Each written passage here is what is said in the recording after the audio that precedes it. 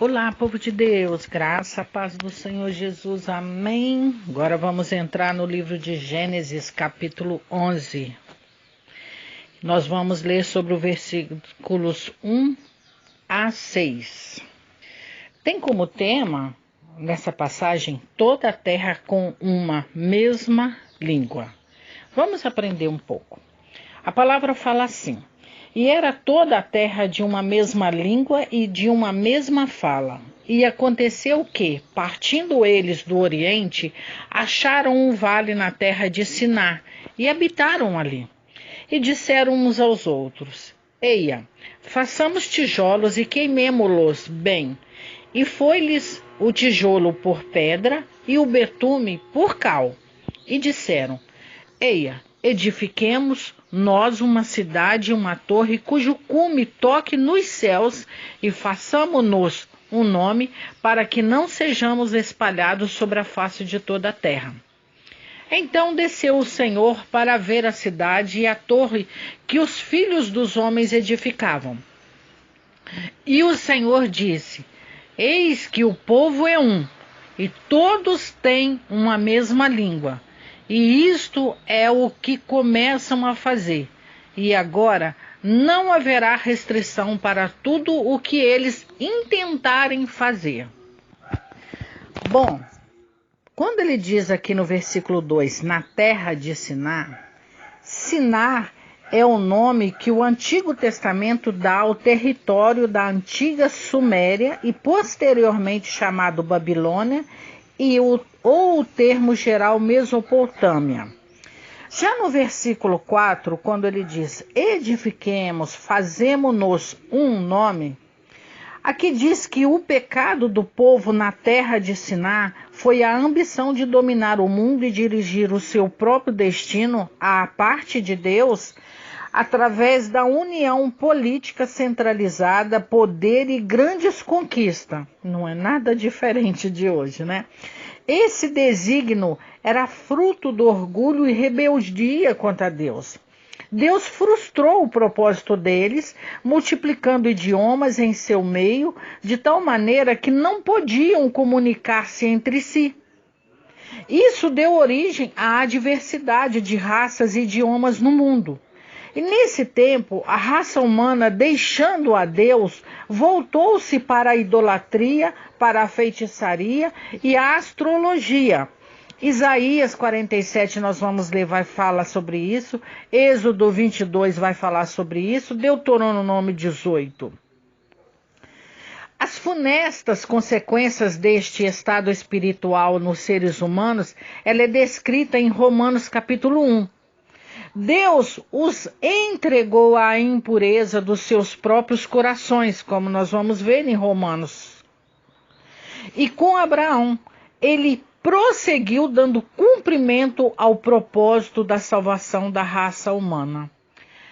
A gente sempre vê Deus escolher um povo, porque ele conhecia o coração, ele sabia aqueles que eram tementes a ele e aqueles que tinham fé e que acreditavam na sua palavra, na sua existência.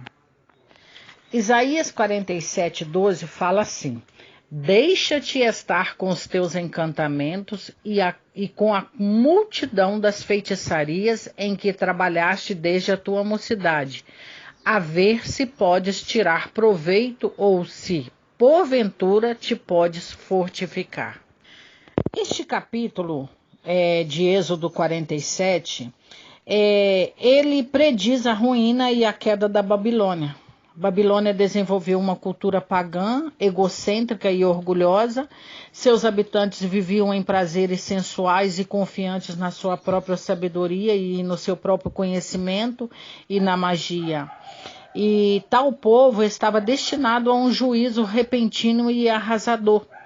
E nos últimos dias da tribulação, Babilônia, representando todas as culturas pagãs e humanistas do mundo incrédulo, será aniquilada por Deus na sua ira. No livro de Apocalipse, nós vamos estudar sobre isso lá na frente. Êxodo 22:18 fala sobre as leis acerca da imoralidade e da idolatria. E a palavra fala assim: a feiticeira não deixarás viver. Quando ele diz aqui feiticeira, feiticeira era aquela que praticava bruxaria e ocultismo, adivinhação, artes mágicas, contato, suposto contato com os mortos. Livro de Atos 19, você vai ver sobre isso. Apocalipse. Bom, buscar poder, orientação ou conhecimento do sobrenatural concernente aos mortos ou mediante práticas demoníacas era e continua sendo uma abominação para Deus. Preste bastante atenção sobre isso. Livro de Levítico 19 fala sobre isso, Levítico 20, Deuteronômio 18, 1 Samuel 28, Malaquias 3, Gálatas 5, Apocalipse 21, Apocalipse 22 fala sobre isso. Essas práticas continuam sendo uma abominação para Deus. Deuteronômio 18, 10. Entre ti, se não achará quem faça passar pelo fogo seu filho ou a sua filha, nem adivinhador, nem prognosticador, nem agoureiro, nem feiticeiro. Esses versículos, nesse capítulo 18 de Deuteronômio, ele contém uma lista de práticas de magia ocultista, comuns nas religiões de Canaã, as quais eram abomináveis a Deus e proibidas por ele. Entre o povo de Deus do Antigo Testamento, quem praticava tais coisas eram mortos. Levítico 20 fala sobre isso. Por sua vez, o Novo Testamento declara que quem pratica tais coisas não entrará no reino de Deus. Gálatas 5 fala sobre isso, Apocalipse. Quando ele diz aqui no versículo 10, passar pelo fogo, é que Moisés relembra aos israelitas que não devem imitar a prática dos cananeus de sacrificar crianças aos deuses pagãos, o que eles faziam tentando influir no decurso dos eventos futuros. Levítico 20 fala sobre isso. E ele fala, os adivinhos ou feiticeiros procuravam predizer eventos futuros ou desvendar segredos pela ação dos espíritos malignos ou de algum meio humano. Apocalipse 9 fala sobre isso. Já o plano de Deus para obtermos a verdade é ouvir os fiéis mensageiros de Deus exporem a sua palavra. Por último, Romanos capítulo 1, versículos 21 a 28 fala assim: porquanto, tendo conhecido a Deus, não o glorificaram como Deus, nem lhe deram graças. Antes, em seus discursos se desvaneceram, e o seu coração insensato se obscureceu. Dizendo-se sábios, tornaram-se loucos, e mudaram a glória do Deus incorruptível em semelhança da imagem de homem corruptível, e de aves, e de quadrúpedes, e de répteis. Pelo que também Deus os entregou à concupiscência do seu coração, à imundícia, para desonrarem o seu corpo entre si. Pois mudaram a verdade de Deus em mentira e honraram e serviram mais a criatura do que o Criador, que é bendito eternamente. Amém. Pois que pelo que Deus os abandonou às paixões infames, porque até as suas mulheres mudaram o uso natural, no contrário à natureza. E semelhantemente também os varões, deixando o uso natural da mulher, se inflamaram em sua sensualidade uns para com os outros, varão com varão, cometendo torpeza e recebendo entre si mesmos a recompensa que convinha ao seu erro. E como eles se não importaram de ter conhecimento de Deus, assim Deus os entregou a um sentimento perverso para fazerem coisas que não convêm. Jesus amado. Bom, do versículo 21 em diante, que nós lemos agora, embora os versículos 21 a 28 tratem principalmente da depravação cada vez pior entre os ímpios, eles também apontam os princípios porque um dos pecados principais dos líderes cristãos que cai é a imoralidade. Primeiro, quando os líderes da igreja tornam-se orgulhosos, buscam honra para si, exaltam a si mesmo, a criatura, mais do que o Criador. Uma porta se abre, então, na sua vida a impureza sexual e a vergonhosa concupiscência. 2 Pedro 2 fala sobre isso também. Caso não voltem arrependidos, serão, por fim, controlados por uma mente pervertida. Segundo, tais pessoas talvez prossigam na concupiscência e pecados vergonhosos, enquanto justificam seus próprios atos como sendo fraqueza humana comum, persuadindo a si mesmos que ainda estão em comunhão com o Espírito Santo e no gozo da salvação. Fecham seus olhos à advertência bíblica de que nenhum fornicador ou impuro tem herança no reino de Deus. Efésios 5 fala sobre isso. Oh, meus amados, é tão forte.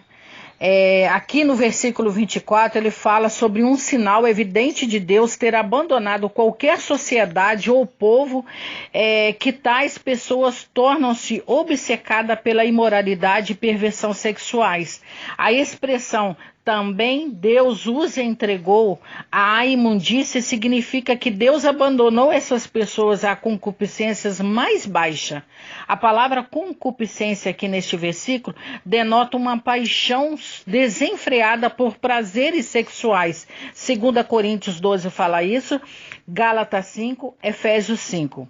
As três etapas do abandono por Deus à impureza são: ele entrega as pessoas aos prazeres sexuais pecaminosos que degradam o corpo, ele as entrega às paixões homossexuais ou lésbicas vergonhosas. A seguir, eles as entrega a um sentimento perverso, isto é, sua mente justifica suas ações iníquas e pensam continuamente no mal e nos prazeres dos pecados sexuais. Essas três etapas ocorrem entre todos que rejeitam a verdade da revelação divina e que buscam o prazer na iniquidade. Deus tem dois propósitos ao abandonar os iníquos ao pecado: permitir que o pecado e sua concupiscência se aceleram como parte do seu juízo sobre eles e levá-los a conhecer sua necessidade de salvação. Bom, fala sobre a mentira, que aqui é a mensagem de Satanás, que ele é o pai da mentira. Quando ele diz sereis como Deus. Crer na mentira é rejeitar a verdade de Deus e tomar parte da idolatria. A Bíblia adverte constantemente contra o orgulho devido à tendência do ser humano de crer na mentira e adorar a si mesmo. Quando ele fala no versículo 7, varão com varão, o apóstolo certamente considerou a abominação homossexual do homem e da mulher como a evidência máxima da degeneração humana, resultando na imoralidade e do abandono da pessoa por Deus. Qualquer nação que justifique o homossexualismo ou o lesbianismo como modo aceitável de vida está nas etapas finais da corrupção moral. Isso aí está cheio na palavra de Deus. Vamos orar? Amado Deus, santo e soberano Pai, me prostro diante da tua presença, venho diante de ti, Deus amado, Deus querido, lhe suplicar, lhe implorar o teu perdão pelos nossos pecados, sejam em atos, sejam em pensamentos, quando tomamos atitude, Senhor, que é abominável por Ti, quando mentimos, Senhor, quando idolatramos, quando fornicamos, ó Pai amado, quando fazemos algo que é contrário às Tuas leis e aos Teus mandamentos. Senhor, venha com Teu poder, o poder do Teu Santo Espírito, limpa-nos, ó Pai amado, de todo pensamento infame, de tudo que é errado, de tudo que não provém de Ti. É o que eu te peço e te agradeço em nome de Jesus. Amém e amém.